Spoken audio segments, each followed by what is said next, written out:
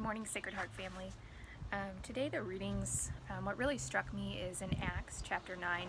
We kind of see Saul's conversion and his baptism.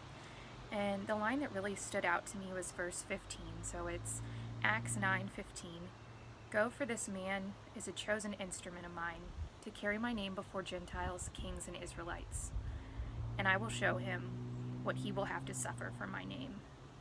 And as I read that, I just kind of think about how God, when he chooses people to carry out his mission, it doesn't really matter who they are, what they've done, or what they've been through.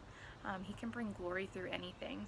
And what I've been praying with lately is how Jesus brings glory out of the crucifixions we experience in this life. So all throughout Lent, I was thinking about how anytime we experience a crucifixion in life, so like Jesus did, and I don't think our sufferings are near as painful as what he experienced, but the promise of the resurrection is always there. And so that's kind of what I have been praying with, is in what areas of my life have I experienced crucifixions, and in what ways does Jesus want to resurrect them? So recently, kind of an example of something I've been going through that I've really seen God's glory shine through is I was diagnosed with a mental health condition, OCD, and I went through a couple years of intense suffering with it, really a year, and then going through treatment.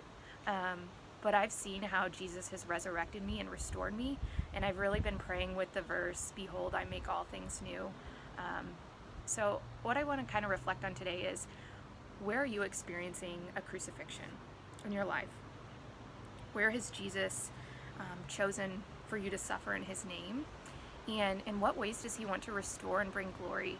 Because I think one thing that's easy to forget in the midst of all of this, with the pandemic and everything going on, that, when we experience suffering, it's hard to think in the moment, Jesus will use this for his glory.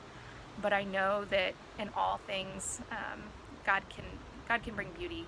And so I just ask you to pray with verse 15 and 16. I'll read it one more time. And just kind of look at, where is Jesus inviting me to unite myself to the crucifixion, and in what ways does he want to resurrect me during this pandemic? So in what ways have I suffered?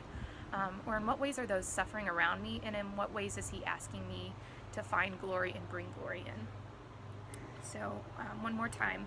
This is Acts 9, verse 15 and 16. Go, for this man is a chosen instrument of mine to carry my name before the Gentiles, kings, and Israelites. And I will show him what he will have to suffer for my name. I just want to close in prayer. Dear Jesus, I just ask you to look over all of this Sacred Heart family. Today especially, I feel called to just remind everyone here that you are very loved. You're deeply loved by the Father. You're his beloved. If you were the only one here, he would have been crucified for you. That's how deeply he loves you. You are worth dying for.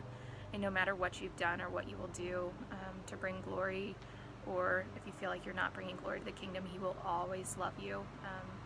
I just want to assure you that this world is better with you in it, and that you have something that only you can give. And I just pray that as you look at the ways you've been invited to suffer and unite yourself in the crucifixion, that you could pray and maybe ask God to see in what ways he wants to resurrect and make all things new in you. Because I know oftentimes I think like, oh, well, God can make this area new, but not this, or sure, he can restore them, but not me. But Jesus came and he said, behold, I'm making all things new, not some. So I pray that you will rest in that truth today and know that no matter what you're going through, he can bring glory in the promise of the resurrection to any crucifixion you're experiencing in your life right now. I will keep each of you in my prayers, and I pray that you and your family is doing well. Amen. Father, Son, Holy Spirit.